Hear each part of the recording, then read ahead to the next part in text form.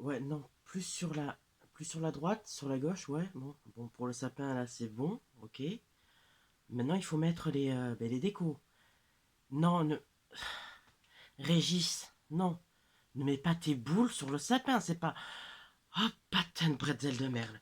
C'est, c'est pas tes boules, c'est ces boules-là. Oui, elles vont par paire, soit. Bon, allez, je te les envoie, hein. Et de une, et de deux, et on en a pas assez. Tu vas aller faire quelques petites courses, hein. Ouais, tu vas aller acheter des petites décos, des petites boules de guirlande. Sinon, je t'en guirlande, hein. Bon, allez, vas-y. Allez. J'ai une vidéo à faire, allez. Oui, tu as la liste, oui, c'est bien. Oui. Oui, tu as les clés, c'est bien, c'est parfait. Allez, à tout à l'heure. Désolé de ce petit contretemps. Comme vous le voyez, ce magnifique chapeau de Noël qui m'a coûté 5 balles, ça me dégoûte ce prix. Nous allons parler de... Bon, on arrive aux préparatifs, hein, bientôt le 24, on est le 20.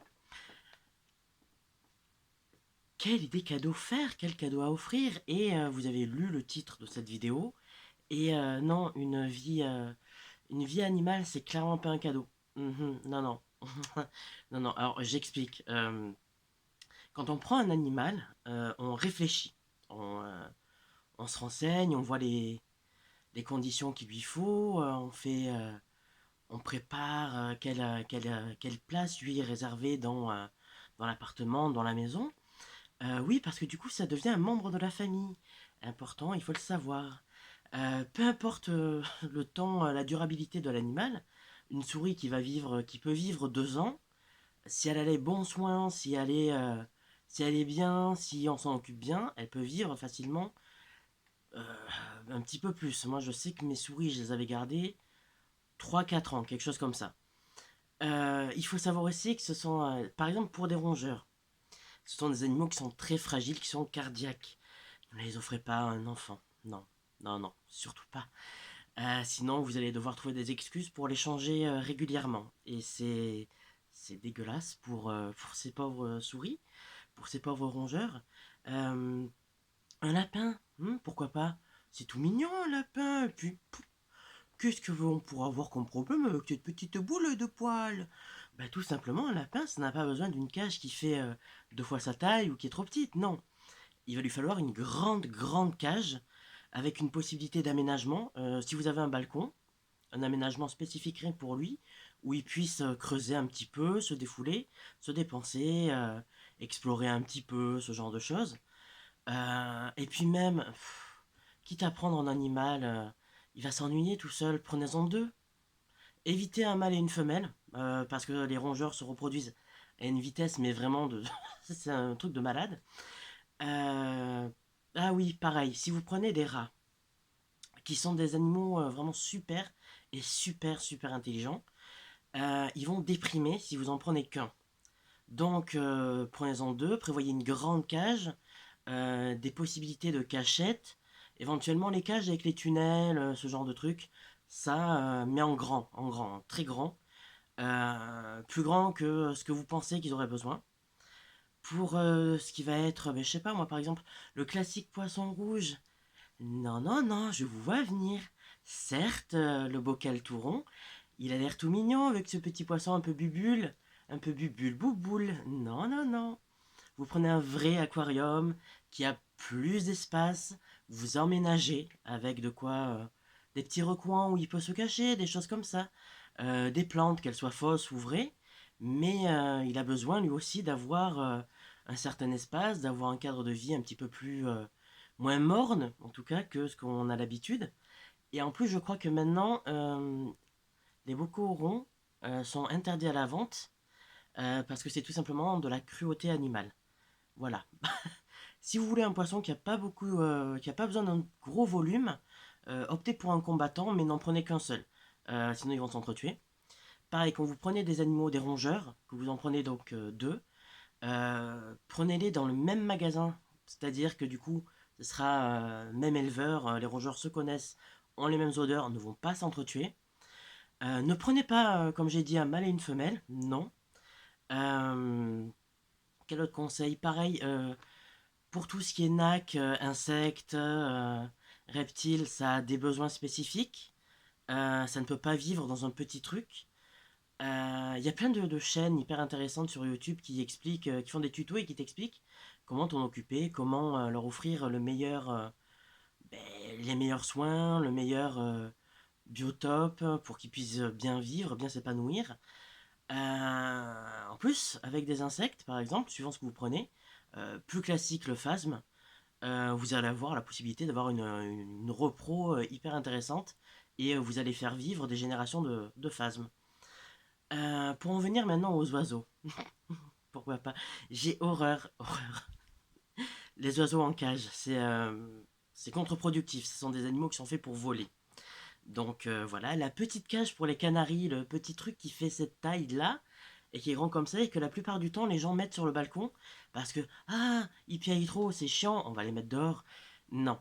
Dehors, ils ont les prédateurs, dehors, ils ont le froid, dehors, ils ont la possibilité d'avoir des maladies.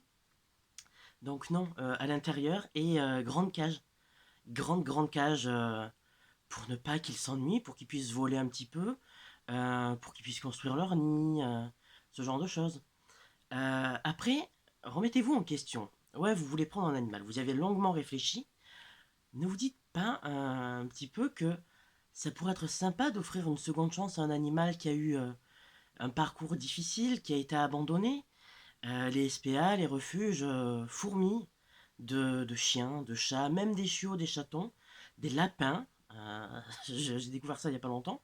Même des cochons d'Inde, etc., qui ont été lâchement abandonnés pour les vacances et les fêtes. Faites des heureux, prenez-en là-bas. Pareil, tout animal que vous allez prendre, qu'il soit de la SPA ou qu'il soit d'animalerie, un suivi vétérinaire. C'est le string minimum, un suivi vétérinaire. Il faut savoir que par exemple pour un lapin, il va avoir aussi besoin de vaccins, surtout si vous avez en plus un jardin et la possibilité qu'il s'y balade. Vaccin. Que dire Oui, donc suivi vétérinaire. Les rongeurs, tous les rongeurs, ont besoin d'avoir quelque chose pour se faire les dents. Il y a plusieurs possibilités, il y en a qui marchent plus ou moins, parfois plus moins que plus. Voyez vraiment en animalerie. Et sinon, pour les lapins, par exemple, les lapins, les cochons d'Inde, les plus gros rongeurs avec des bonnes grosses quenottes, à partir d'une certaine taille, c'est qu'il y a un gros problème et c'est vétérinaire.